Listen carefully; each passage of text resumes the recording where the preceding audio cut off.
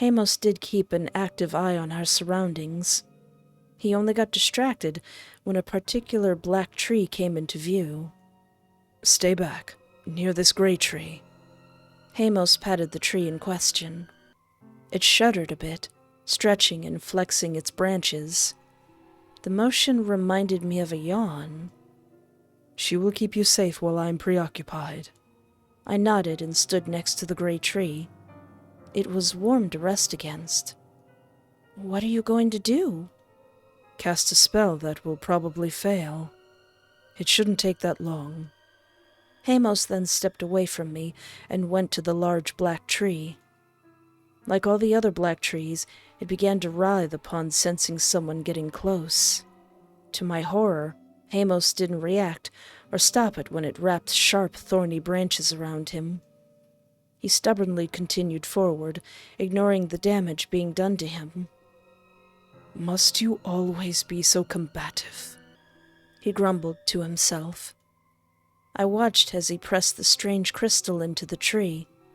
The tree then screamed. It was ear-piercing and raw. Nothing but screaming could be heard for a bit. Then, silence. I slowly opened my eyes and uncovered my ears. Heimos had stepped back from the black tree then. He was covered in cuts and bruises. One of his arms hung limply at his side. The black tree in question had changed just a bit. It had shrunk into the form of a person, a man made of black bark. Barrel-chested with wild branches for hair, the man writhed in agony for a period of time. Then, with a creak and a crack, he exploded back into a tree once more. Heimos watched the display with cold eyes and merely sighed. "Another failure." "Heimos, are you okay?" I stepped towards him and tried to help support his weight. Already, snow and frost gathered in his wounds, sealing them up and hiding them from view.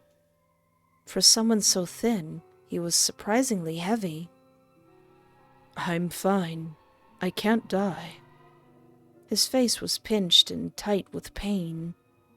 "But you obviously can still get hurt. Lean on me some more." "We will both fall into the snow. No, thank you." "Heimos." He let out a weary sigh. "I am fine. I'm used to this." Even before he became a tree, Father wasn't exactly friendly.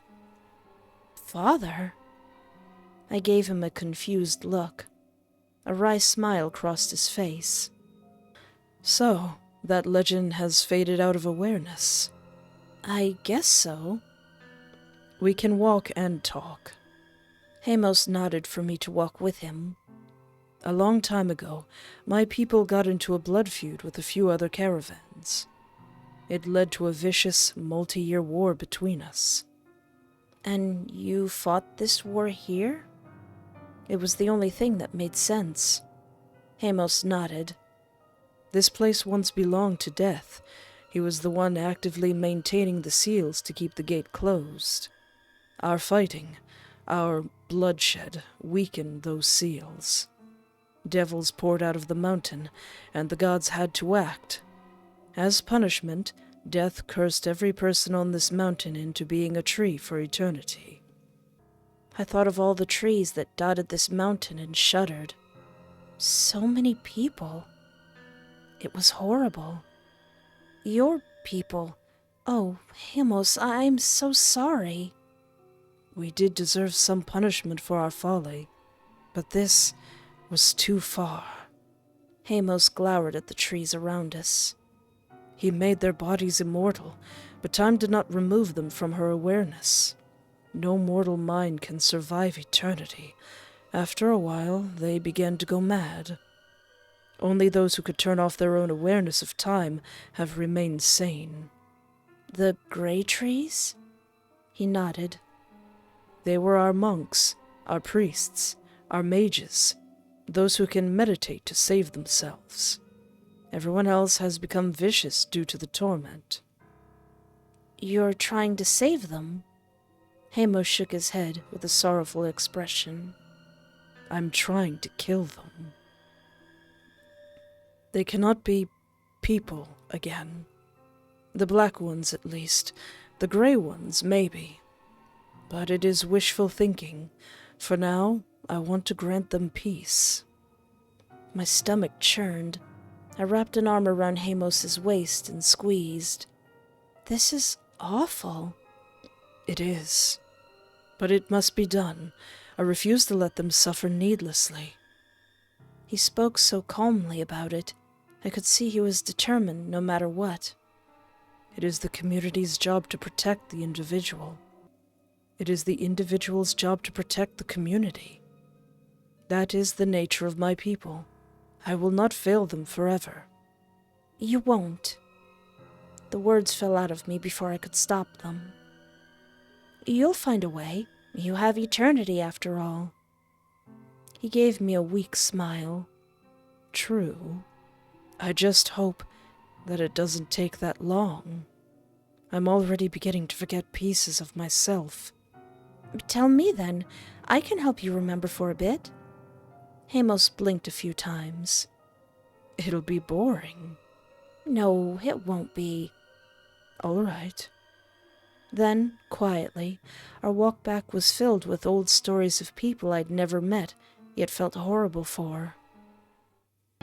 By the time we got back to the Sacrarium, Heimos looked tired in more ways than one. I need to rest. He turned to me. Thank you, Espoir. It's been a while since I've talked about home. I didn't do much. No, you did. With that vague statement, he disappeared into his library. I returned to the bedroom and collapsed onto the bed. Mount Gelus was full of cursed individuals. It was fascinating and terrible.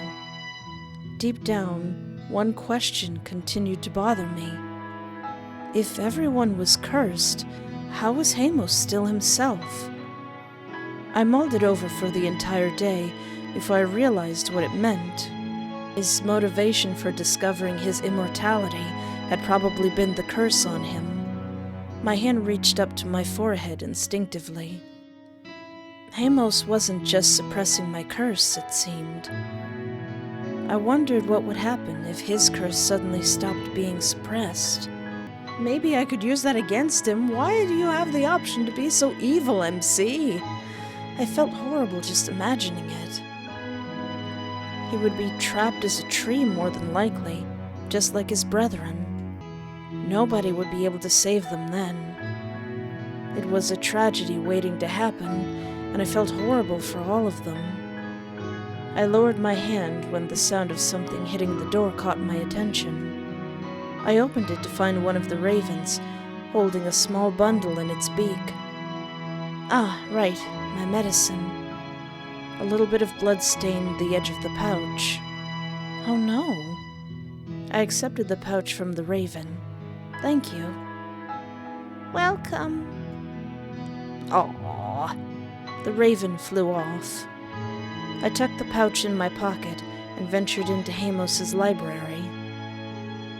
Heimos was easy to find.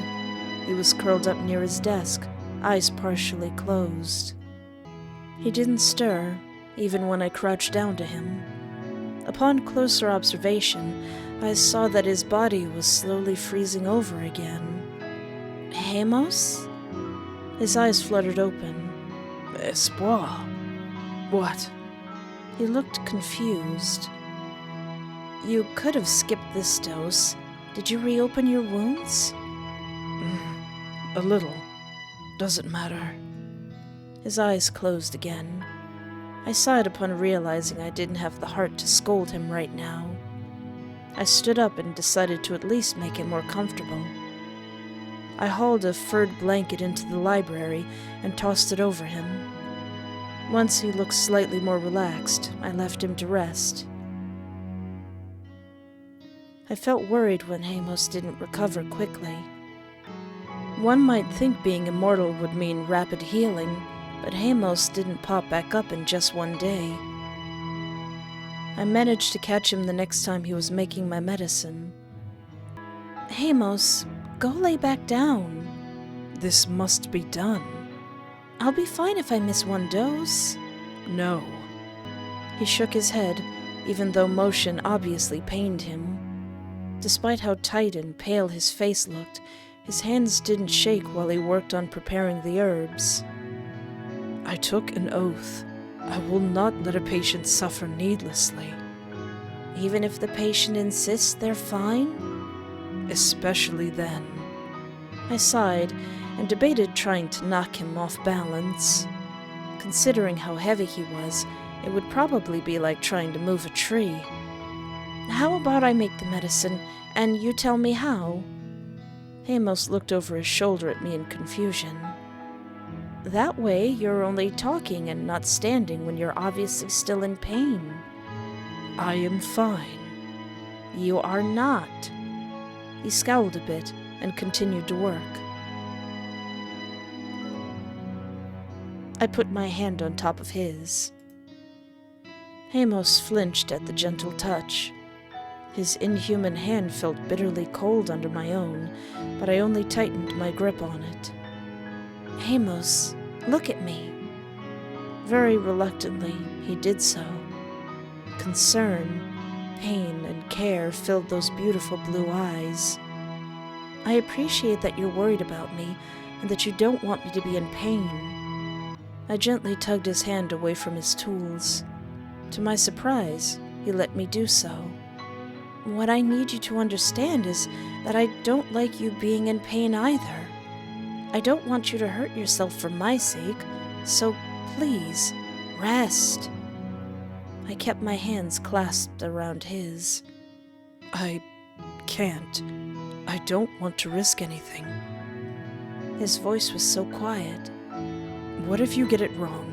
Then you'll hurt, and I can't watch that. I won't get it wrong. I'm a baker.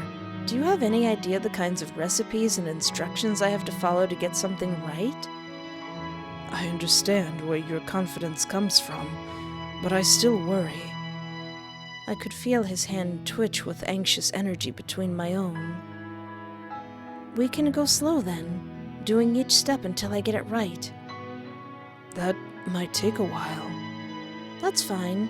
I'd rather us both be confident in the results. I watched Heimos chew on his human hand's nails for a bit. He was deep in thought for a while. When he let out a defeated sigh, I knew I'd won. Thank you, Heimos. Heimos shifted away from the desk to rest on the blanket I'd brought him before. I used the hand I was holding to help him get settled in without collapsing.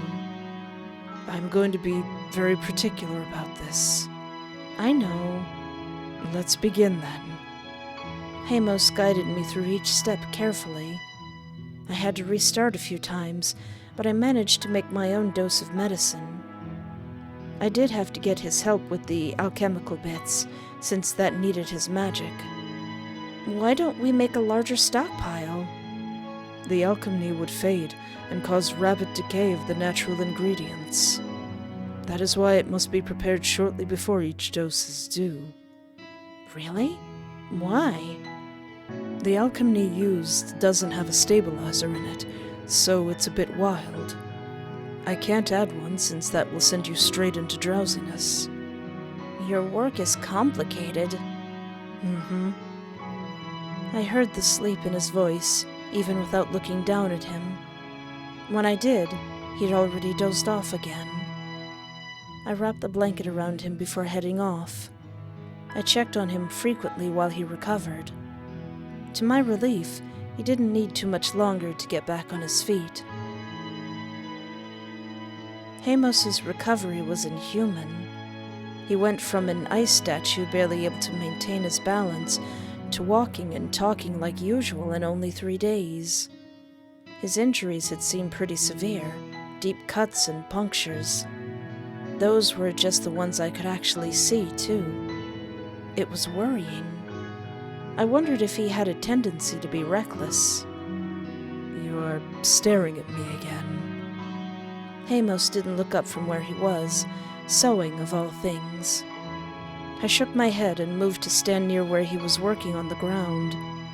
His hands moved with careful motions, and I could see his eyes sparkling with magic. It's amazing. Is it really? You're a doctor. You have to realize how amazing this is. To an extent. I'd also wonder what the cost was. Cost? Constant chronic pain. Even though my injuries heal, the pain lingers. Thus, I always hurt. I went to sit down on the ground beside him. Is it really bad? In the beginning, yes. Now, just annoying. I'm so sorry. Everything has a consequence. My situation is nothing more than a consequence of my own actions. That still doesn't make it less unpleasant. To me, it does. I raised a brow. Even though it is a less than ideal situation, I am here because of my own choices. I wasn't forced here by the gods or anyone else. Thus, it's less of a bitter feeling. I kind of get it. I am aware that I'm a bit odd. I don't think you're odd. Unique, maybe. Isn't that just a polite way to say odd? No, well, in some contexts. Heimos laughed softly then.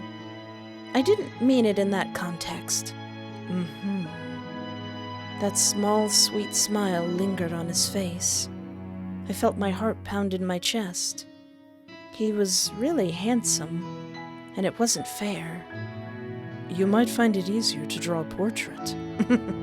I blinked at him. He didn't look up from his work. You're staring again. I felt a surge of embarrassment rush through me then, and turned my gaze away. It's a bit frustrating to have the shoe on the other foot. I have no idea what you're talking about.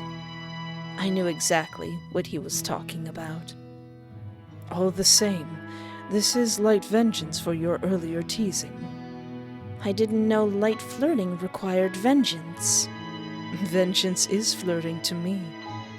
I choked on the air a bit. That was further than I expected. Heimos's cheeks were a bit pink. I didn't mean to say that last bit out loud. I can tell. Vengeance as flirting? The tables had turned again, and Heimos knew it. I am very rusty at this. Well, it's not like you had many prospects recently. Exactly. Just means we can catch you up, if you're open to it. If I weren't, I would have told you a while ago. I leaned closer to him then. He startled a bit when I rested my head on his shoulder, but he didn't move away. I'm cold. I know, but your robes are soft. Ah, so that's the reason for the flirting. I am to be a glorified pillow. A very pretty pillow. Not prettier than you. Hey, you're getting better. I've always been a quick study. It was fun spending time with Heimos now. Any air of discomfort had faded into a calm serenity. That serenity shattered when Heimos' eyes flared blue and his hair froze over. Fluff. Watch your profanity! I was surprised to hear him curse, and to hear the music suddenly change. Did a Dark Souls boss appear? Heimos stood up and pulled me up with him. I was tucked into his side. Heimos, what? I felt it then, eyes scanning the room. A twisted sensation of revulsion and terror ran through me. I fell silent and watched in horror as a shadow began to peel itself from the wall. The figure was short and seemed to be dripping somehow. A vicious, serrated smile looked unnaturally wide on its face. Well, well, what's this? The voice was low and raspy, slightly unhinged malice mixed with obviously manic glee. Little Hay has a guest.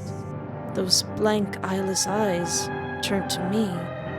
Heimos' inhuman hand covered my face. I could feel something trying to press against me, but Heimos' power fended it off. I have told you time and time again to request access. Heimos' voice was sharp with anger. He didn't seem surprised, just furious. You're the one who ignored my letter. I'm still working on your request. Then you should have said so. I did. I told you, little pet.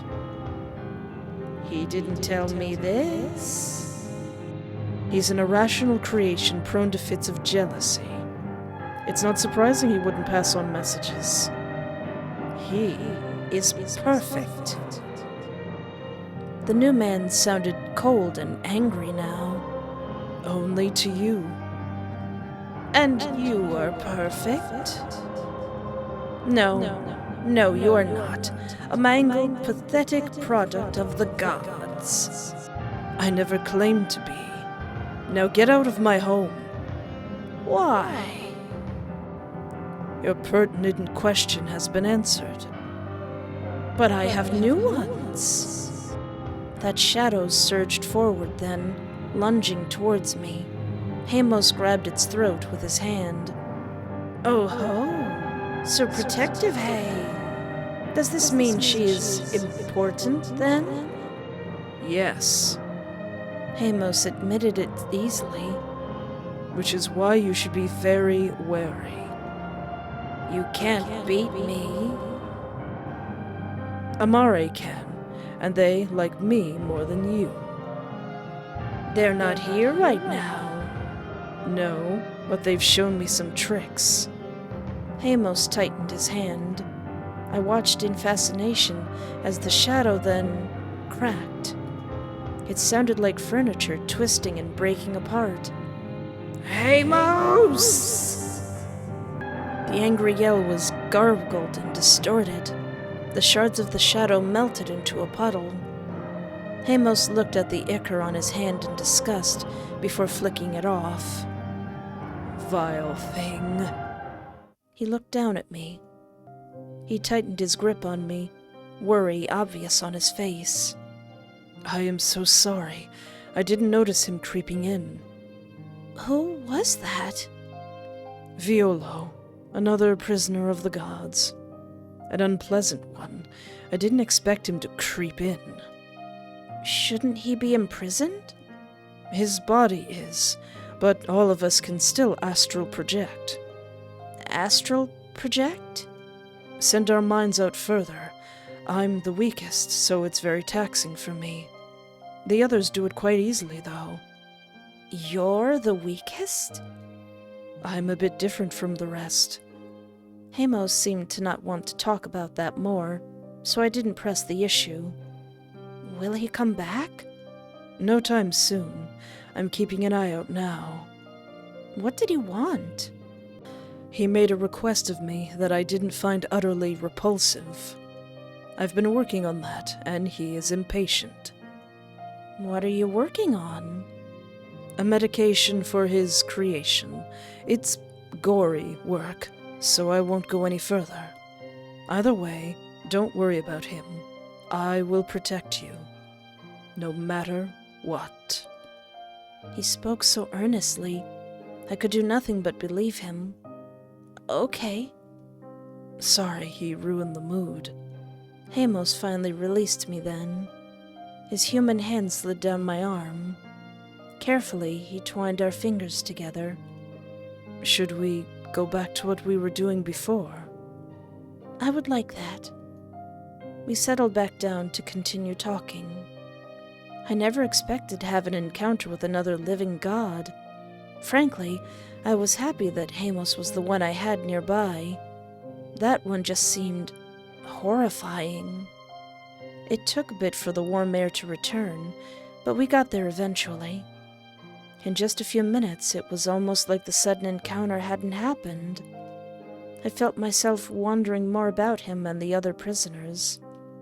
The questions could wait for another time. Heimos fussed over me a bit after Violo's impromptu visit. While the encounter had been unpleasant, I did my best to reassure Heimos I was fine now. He seemed skeptical, but he let it go eventually. I do promise that he's the only one that bad. Well, him and his pet. Heimos spoke to me while we were both reading. He had gone through the trouble of writing out a translation for a book I was interested in. He'd practically turned beet red when I thanked him. Thus, we sat with our sides pressed against one another and our backs to the ice pillar. Heimos, who usually sat cross-legged, had his legs stretched out to let our legs touch too. Aww. It was cute. It's like an extended sleepover. I looked up from my stack of papers to reply. I believe you. Good. Heimos looked wary. Are you okay? His shadow had toxins in it. They are unpleasant to endure. Toxins? I looked him up and down for signs of poison.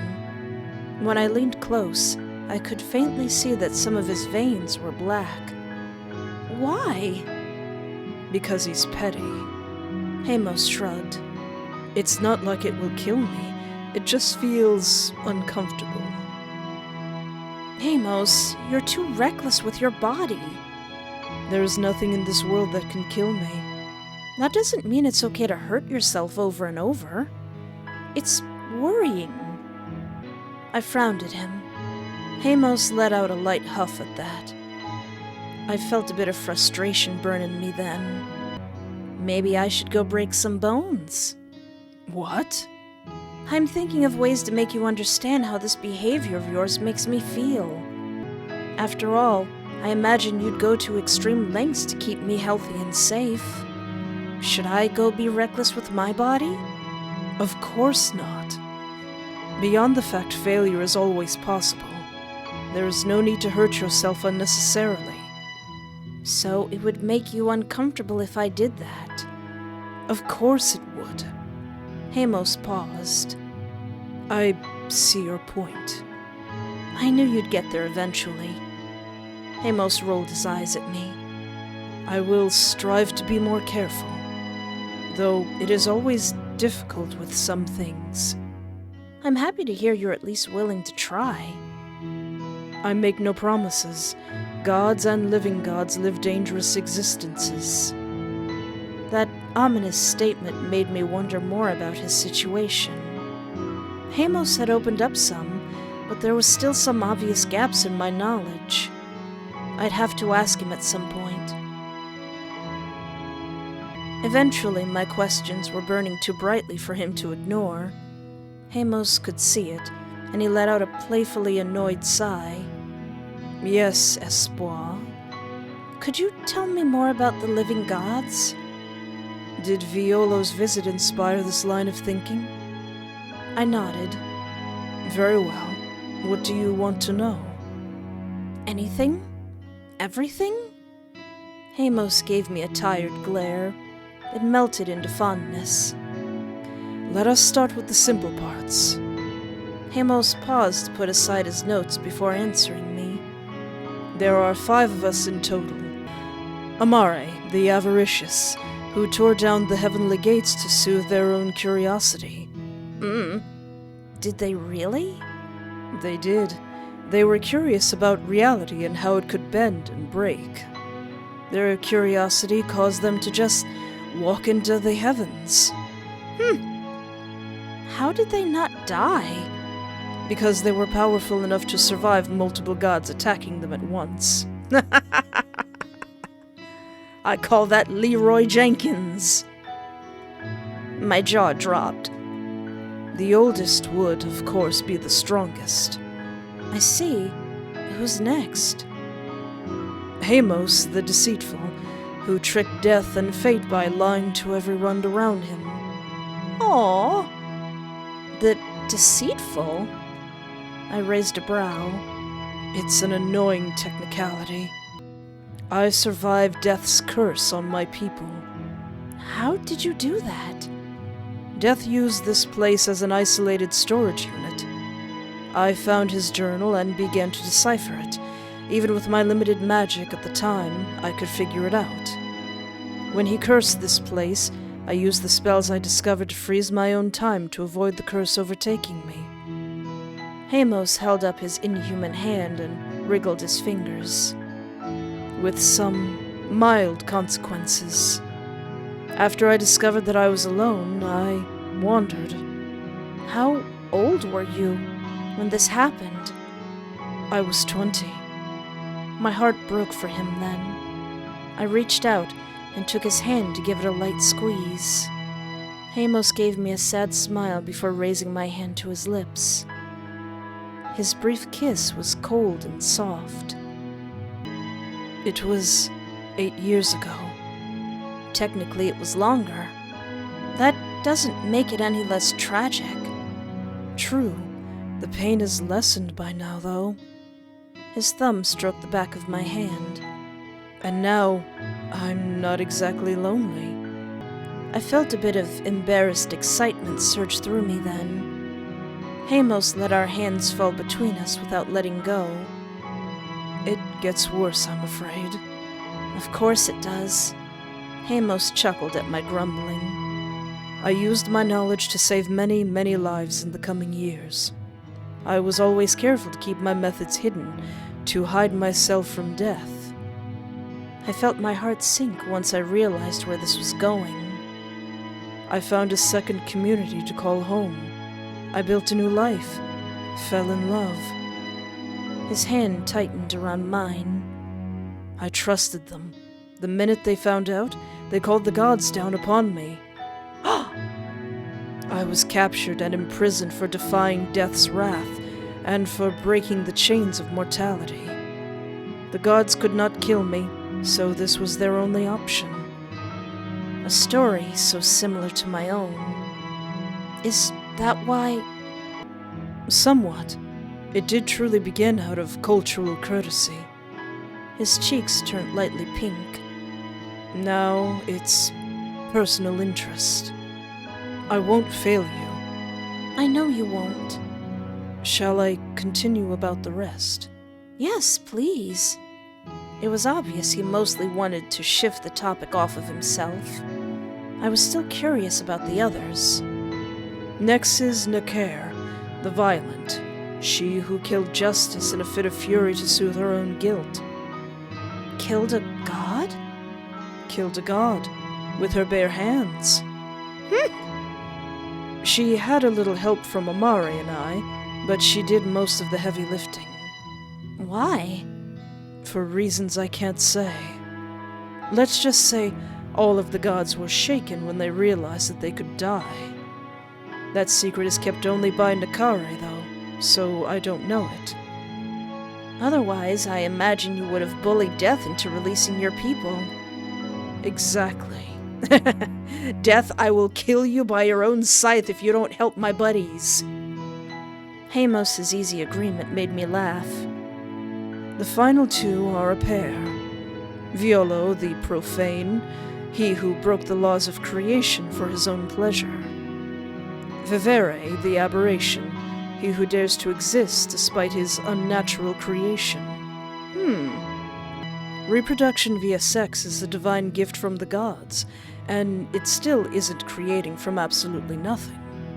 Mortals cannot create life from nothing, or they shouldn't be able to. Was he like an alchemist or something? Violo figured out how. He can create totally new things. Vivare is the product of that. They're both unhinged and terrifying. I shuddered while remembering the encounter we had. I can see why. From what I hear, Violo's Sacrarium is constantly pumping out monsters. Just to sate his curiosity. It's repugnant. Heimos practically spat out the last few words. It's probably for the best that that island is very isolated. He'd probably wreak havoc otherwise. Agreed. But wait, he's the fourth. You're the second. How is he stronger than you? Difference in our mortal life paths. I was an apothecary's apprentice with some mild magical knowledge. He was a mage from the beginning. Ah, age isn't everything. Heimos nodded. You're all in contact? Amare started it, to avoid us getting lonely. His voice sounded fond then. They are a good person. When do you plan on introducing us? I was teasing him. He had a surprisingly serious reply. Someday. After all, Amare would strangle me if I had a lover without telling them. I felt my breath catch. Oh!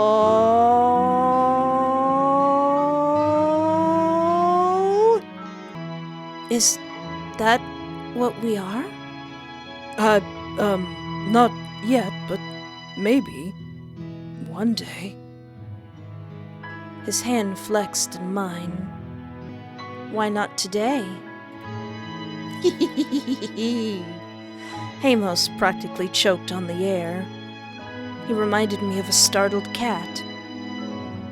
Pardon? Why not today? Are you still uncertain? I mean, I do like you. Heimos was fumbling now. Oh! I just am aware of my ability to fall fast.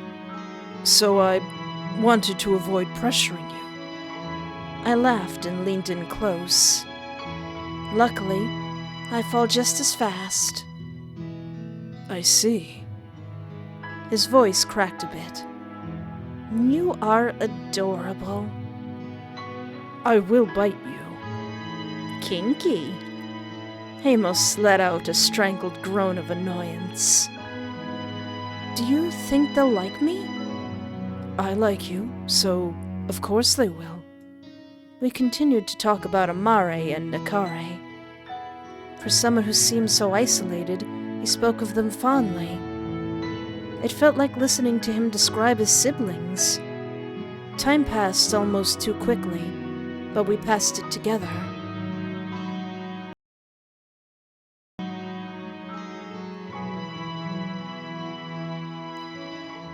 The last week? Heimos had called me out into the main room.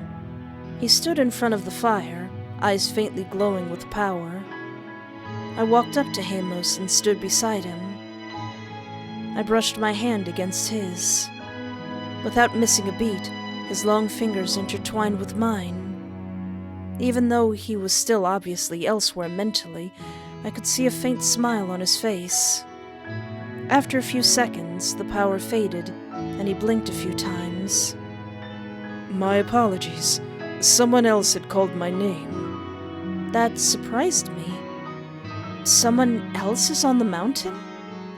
Yes, traders from the looks of it, eager to get moving now that the weather has calmed. Heimos squeezed my hand in his. I had to make sure they had a safe path. Do they? They do now. I've allocated forces to keeping devils away from them. Did you do that with me, too? I did. Heimos grimaced. Though one slipped through. My guards are a bit dull. Guards? Heimos hesitated for a long while. I promise I won't judge you, Heimos. Necromancy. His reluctant mumble was too quiet for me to hear. What? He sighed. I am also the living god of necromancy. That caught me off guard. Of all things, I hadn't expected that. Heimos looked a bit anxious. Isn't that antithetical to the whole medicine thing? Not really. I know how to freeze bodies, so necromancy is obscenely easy for me. While I abhor violence, people do still try to harm or steal from me. Oh. Those are the ones who die usually, and, well, waste not, want not. I remembered an old legend at that moment. Wait, the skeletons on the mountain are real? Every kid was told the story of skeletons who shambled down the mountain to take away naughty children. I don't send them to take children, but yes, there are moving skeletons on the mountain. I gaped at him. How do you control all of that? Elementals alone were hard to control, and I'd seen Heimos wrangle more than a few with ease. Necromancy was an even harder feat to pull off. I am very good at multitasking. I have an air elemental supervising most day-to-day things. Ah. They're also the ones who alert me if someone says my name on the mountain. You're not just always listening? That would be maddening very quickly. I tapped my finger against my chin. How far can you reach? Violo managed to reach here, and I assume you can do something similar. I am unsure. It's a lot harder for me. It's easier to use the eyes of a raven, but even that can cause strain. Projecting my mind outside of Mount Gelus is like stepping into a blizzard. Very hard to focus. Also very tiring. I try to avoid it since I dislike sleeping. You dislike sleeping? I'm telling you, buddy, sleeping is awesome. When I'm alone, yes. Technically, I could sleep for decades without knowing. It's a scary thought. My heart broke for him a bit. Fear and nerves made his words shake just a little. I can only imagine. Anyways, you are a distraction as always. I am? Am I? You always seem to take me off track at least. I asked to speak with you for a reason. The panacea is almost done. I held my breath for a moment. Really? I thought we still had a few days. Yes, in about a day, the panacea will reach the strength it needs to cure you. I would rather you not take it immediately. Why? That seemed like an odd request. It will technically be ready, but it will still be very raw. That will make consuming it a bit painful. I'd rather you wait longer if you're willing. Will waiting make it hurt less? Yes, if it has time to refine itself, there should be no pain at all. I can wait a bit then. I didn't see any point in rushing this. Heimos gestured for me to follow him. I'm going to show you where my panaceas are developed. I blinked in surprise. Then I thought about it. Heimos had a slightly obsessive personality when it came to his work. Even with me around, he could still lose himself in his work. I also just want you to know where it is if you ever need one in the future. Panacea is really the wrong term for these things. In truth, it's my power manifested, and it can be useful for a variety of things. I have your permission to just borrow your power? Freely. You're so sweet. Heimos's cheeks pinked a bit. It is completely understandable that I would give things to you, even pieces of me. Adorable. Hush. He lightly swatted my shoulder. Heimos nodded his head in a direction. Come with me. We entered one of the many dark hallways of the Sacrarium. It was pitch black, with only the soft glow of magical firelights that followed Heimos to light the way. The path was long and winding. Heimos held my hand the entire way. How am I supposed to get here alone? The lights will guide you. He gestured to the little lights in the hallway. Don't those only follow you? No, they just live here. They like my magic, though, so they light up when I'm around. I've asked them to light the way for you if you come without me." Heimos raised a hand, and a small swarm of the lights clustered into it.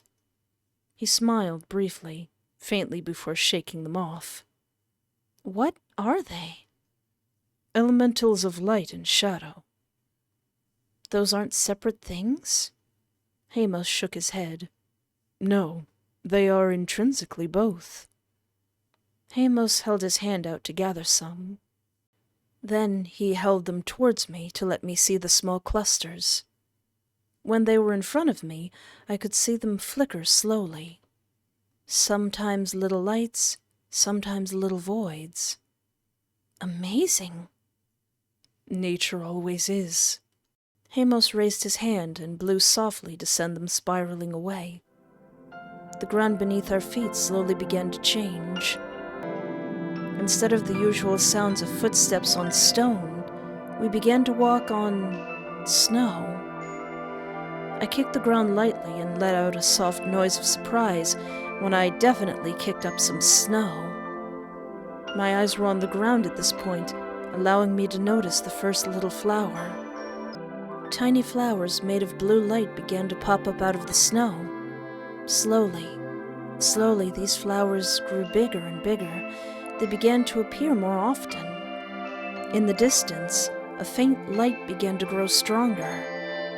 When my brain finally realized the beautiful view before me, it rendered me breathless. Ooh. Snow began to fall around us again. I stared at the tree in both awe and horror. Its beautiful branches twisted in the air, each one full of leaves crafted from delicate ice. Most of the leaves were small and barely formed, but some had come into their full size. In the center of the trunk, a heart was encased in ice, still beating. Each heavy thud from it rolled into me like a wave. What is this? My core. All things, even gods, have cores. For mortals, our core is our heart. What makes mortal beings so vulnerable is that our hearts are within our bodies, fragile and barely protected. Any being, except for one, would be destroyed if their core was damaged. All gods and living gods keep theirs separate and tucked away safely. I turned to look at Heimos. "It's you?" Heimos used his spare hand to shift open his robe. I saw a patch of frosted over ice in his chest, right where his heart should be. Aww. I reached out and touched it, still feeling a thud. The heart in the tree began to pound a bit faster. "I still have a heartbeat, it's just not in my body." Heimos was getting flustered. "I showed you my heart." I watched and listened in amusement. "You're so mean to me sometimes." He sighed in annoyance. It meant little when I could hear his heart fluttering. "If you're done groping my chest..." He sniffed disdainfully and shooed my hand away. "You will eat one of the leaves. Those are the panaceas. Once you do that, you will be cured. There will still be a few lingering side effects once the panacea fades." Lingering side effects?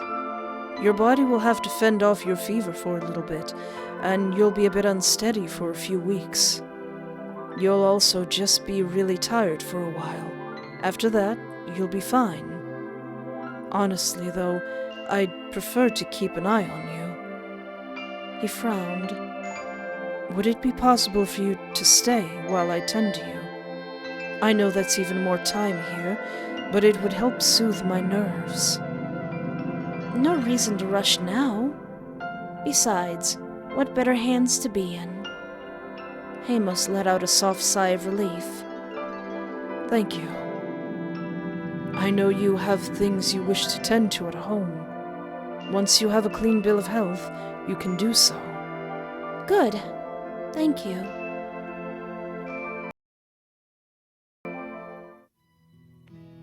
After learning about the panacea, I had some time to think to myself. I realized something important during that time, so I called Heimos into the bedroom. Heimos and I sat across from one another on the bed. He looked at me expectantly. I chewed my lip while thinking. Well, this is a serious conversation. Heimos idly played with the frozen tips of his hair. Take your time. Sorry, it's just a heavy topic. Ah, You're going to outlive me. yes. His face saddened a bit at that. It's the way things are. I can't die. I mean, my core could be horrifically damaged, but that actually wouldn't kill me. I thought you said... I am the exception. The ultimate punishment for an immortal being with mortal emotions. Not being able to die. I am cursed to watch any and all things I get attached to fade. It hurts, but I will adapt. That's still so sad. Heimos nodded in agreement. I could, technically, delay that. Are you implying what I think you are? I would never, ever make you fully immortal. Not being able to choose to die, it's worse than the hex. But I could give you as much time as you want to make that decision. Wouldn't that be very taxing? Amari could help me figure out how to lessen the burden. The weight of that decision was heavy on my shoulders. Do I have to decide right now? No, of course not. Heimos was quick to answer. This just started. You still have plenty of time to make that choice. You can also rescind your decision at any point as well. I let out a sigh of relief. It's a big decision. Yes, it is. Take all the time you need to think about it. Thank you. Of course. With that heavy conversation out of the way, I also wanted to talk about how to approach my village. Right. You didn't part on the best terms. I nodded. They've got a lot to answer for. You cast me out. You messed with my grandma. You burnt my anime figures. Even after a couple of weeks, my rage hadn't died down. If anything, it had gotten worse.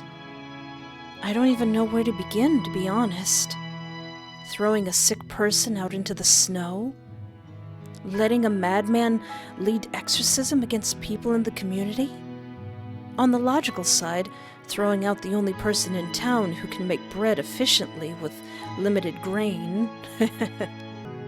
I'm also the one who makes the alcohol Old Man Miller uses to clean his tools.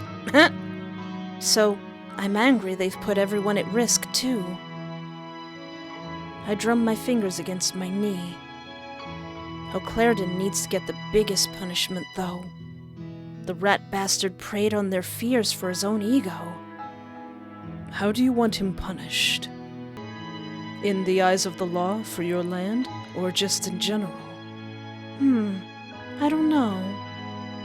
The Emperor probably won't raise a hand against him, and the Church controls the courts. So justice is probably unlikely.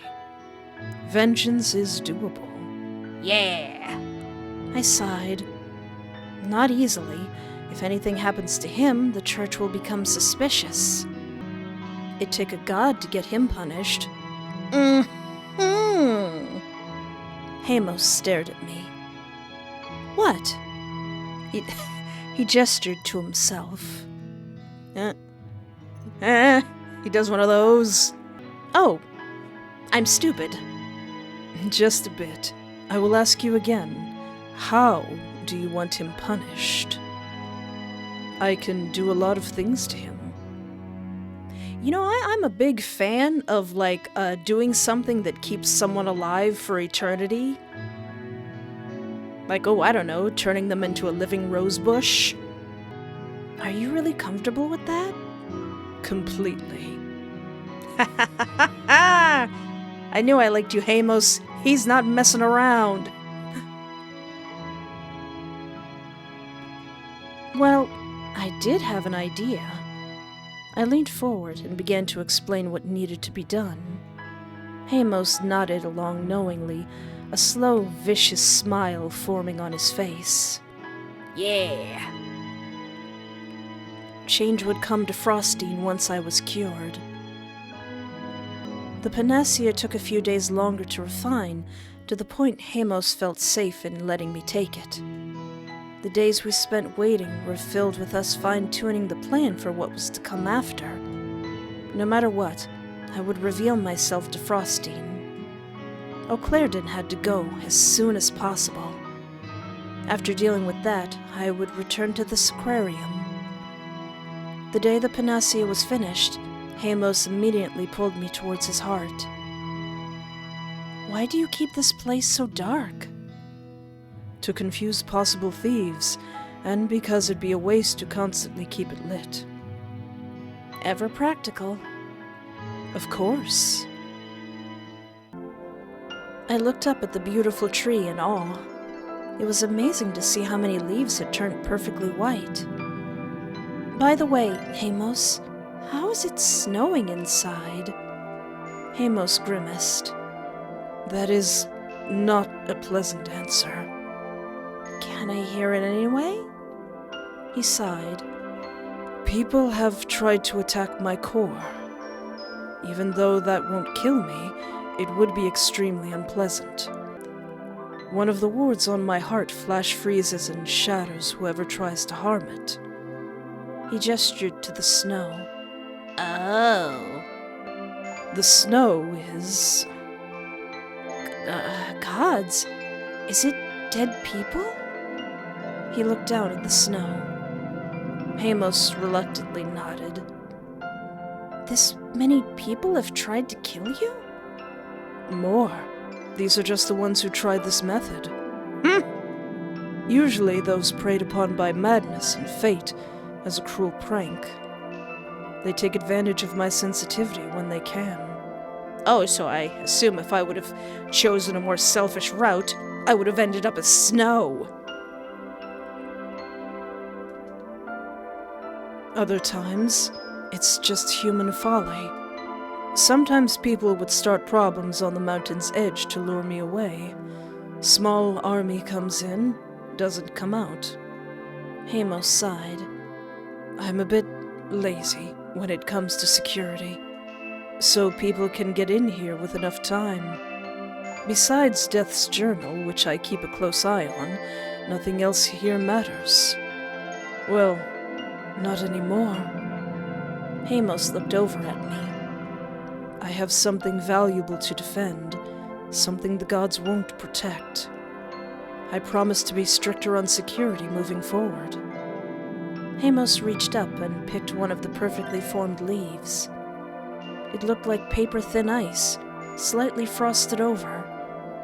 To my surprise, I could almost see tiny snowflakes spinning in the frozen ice.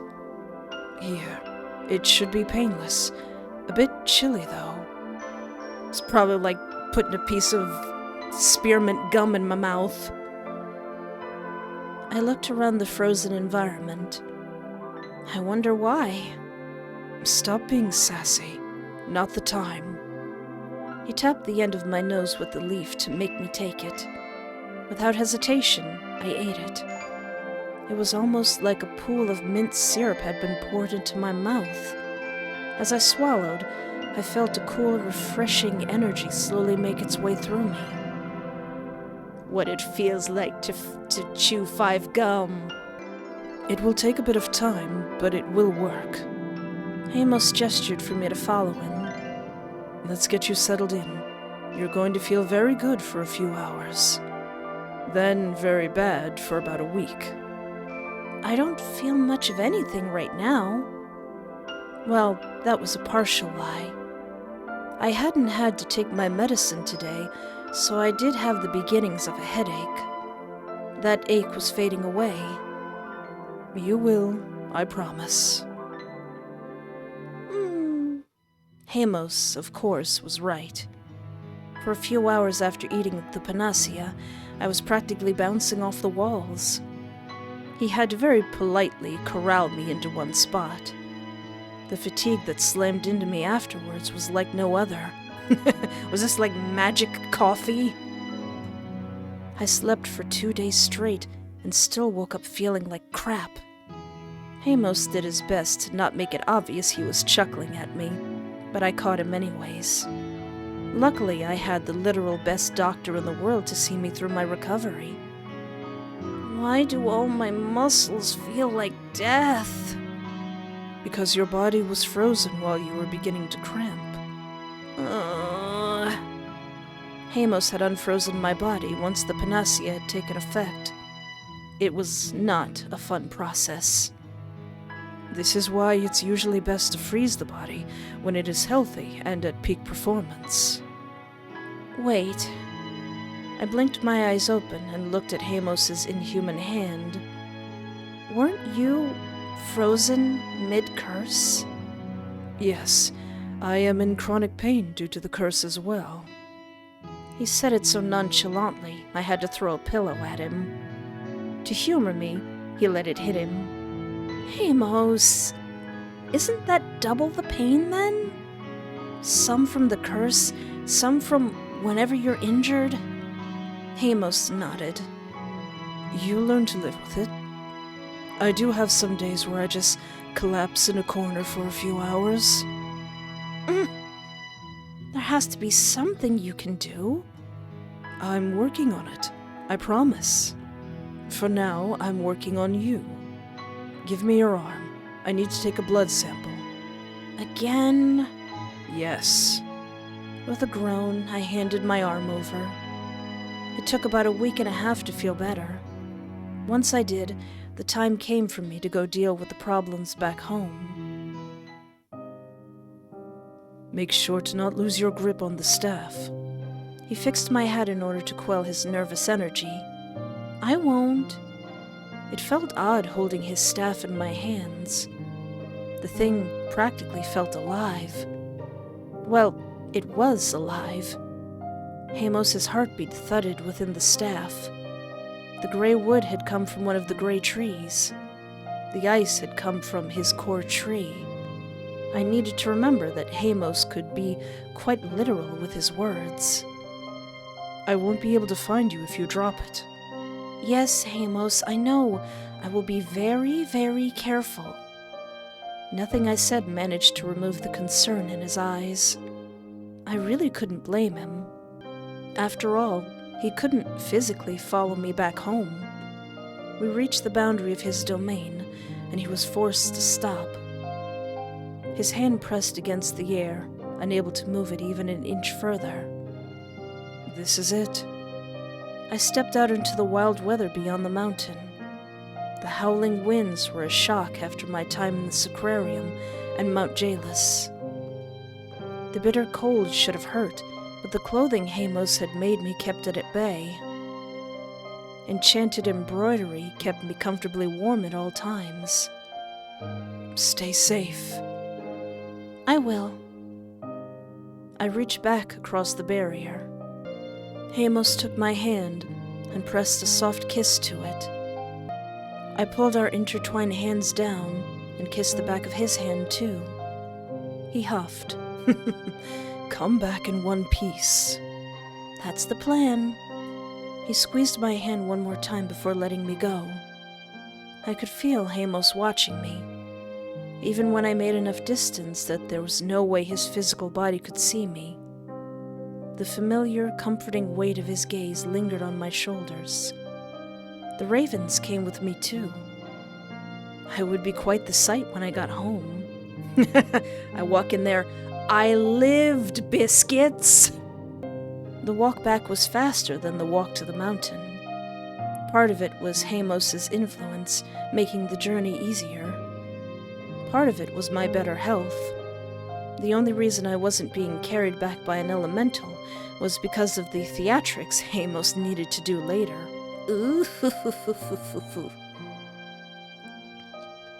I didn't want him to overexert himself, so I told him I'd just walk. The journey was almost soothing in a way. The rhythmic falls of my footsteps and the staff helped me clear my mind. That calm broke a bit when I saw Frostine in the distance. Home. It was right there. For a moment, my mind remembered the horrible walk away from the village. The pain, the sorrow, the discontent. Back then, I had hoped just to survive. Now I was returning victorious. Though I still had one important battle to face. Listen here, you all. I stepped up to the edge of the village and felt a wave of nostalgia roll over me. Halt! Wait, Espy? Anna looked at me in surprise, eyes wide and slightly panicked. She drew her bow on me and fired without hesitation. Well, gee, thanks. The arrow didn't even get near me. It froze solid in the frigid air before shattering into tiny shards. What? I'm magic now. Anna, it's on sight with me, Anna? I am appalled. Her loud cry of alarm alerted other people.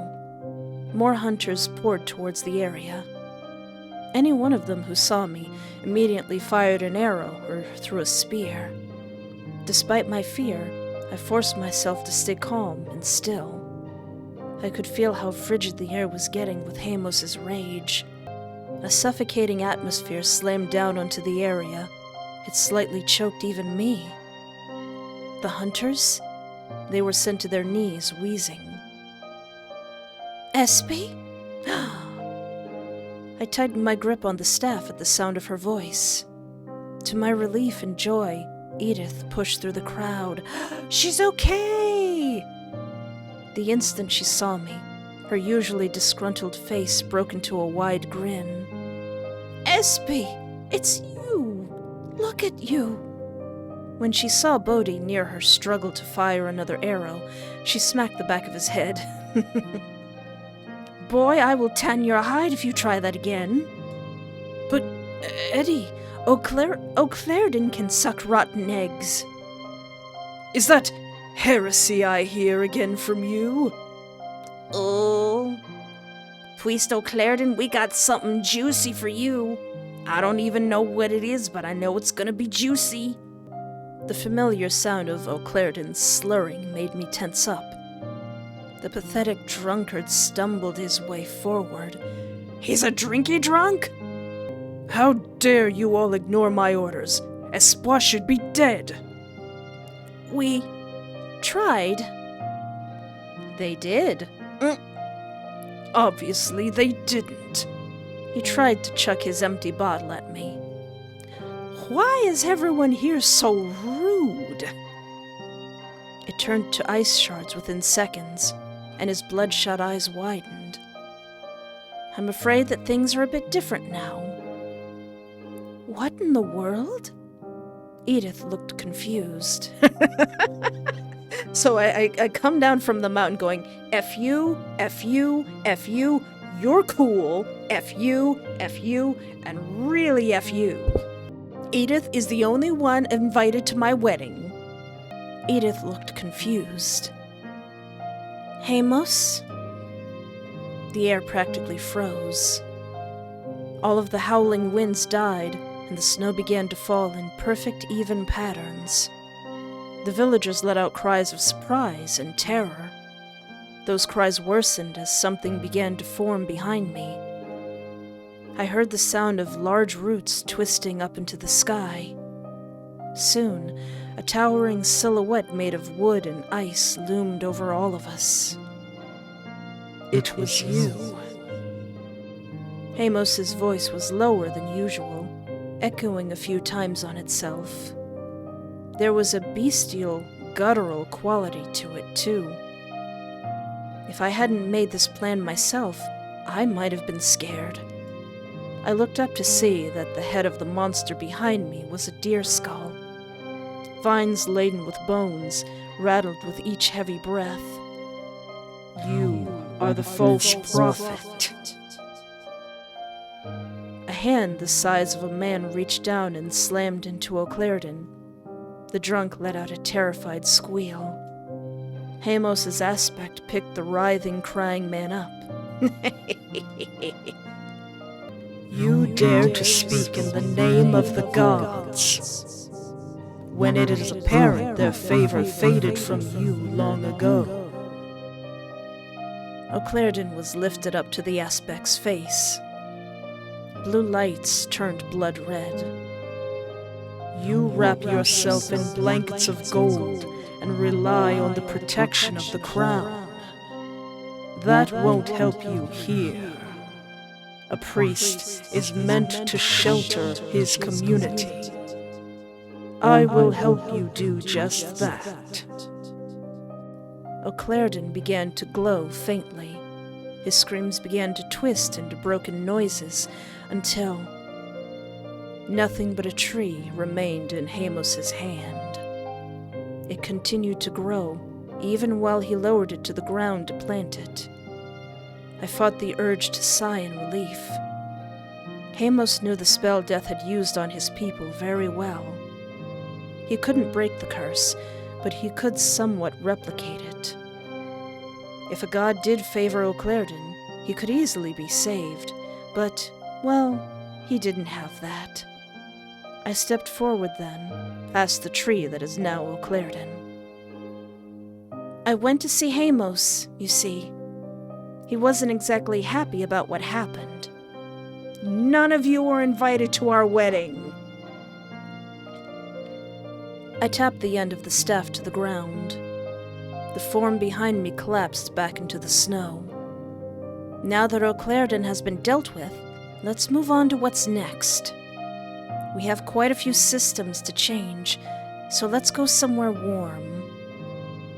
I gave them all a warm smile. We're going to have a very long conversation about all my anime figures that you burnt in my house. Dealing with the rest of the problems in Frostine was quite the headache. I just wanted to get back to Heimos, but there was always something else to do. At least with O'Clarion dealt with, the rest of it could move pretty smoothly. It had to be done, too. In the best way. I like that. That's my favorite way to punish evil characters. Oh yeah, I'm not going to kill you. In fact, you're going to live forever. Once we had a new order established, I packed my bags and left. I made sure to promise I would visit, but there was somewhere else I wanted to be. Seeing Heimos waiting for me set my heart aflutter. I had a new home now. Luckily, Heimos was ever the accommodating sort, even for my more ridiculous requests. Now, how do you see the energy? I blinked my eyes a few times at the wisps of white light swirling around me. Like light? More so, their shape. That can help you figure out what kind of mental images you need. Like firefly trails. Interesting. How do you see magic? Like cracked glass. Should I see the same? Since I'm borrowing your abilities. You're borrowing my power supply, not my senses. Heimos raised a hand. I watched the wisps of light gather around it. What does this look like? Oh, they're turning liquid. And now? I watched the energy stop and harden, almost becoming metallic. Like metal. Ah, so you're seeing it based on its movement. That's different from you? Yes, I see it based on what kind of energy it is. I wonder if that will change as you practice. You don't know? No clue. He laughed and let the spell go. I have no idea why you'd want to learn magic. I have no idea why you have no idea. Magic is amazing. Well, I won't pass up the opportunity to spend more time with you. Heimos leaned down to give me a cocky grin. And I do expect some kind of repayment for this. His eyes glittered in delight and mischief. Oh, really?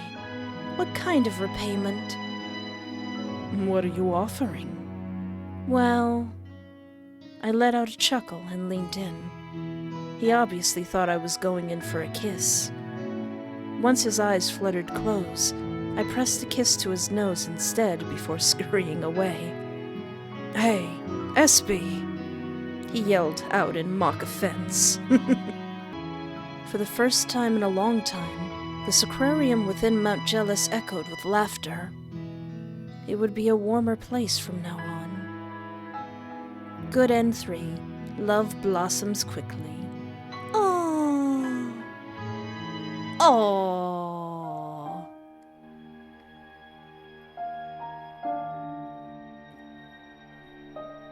Well, that was a sweet story. That was really, really sweet. I admit I was kind of putting myself to sleep through most of it. This story would make an excellent novel. It would make an excellent book. Now, I know there are other routes, but to be completely honest, I'm kind of tired. I'm pretty much satisfied with this story. And I believe that the developer is working on another game in the Sacrarium, so now that I know a little bit more about this world, I may look into that one. Boy, I feel very sleepy and relaxed right now. Anyway, thank you so much for hanging out with me. Take care of yourself, have a great night, and remember, there is always hope.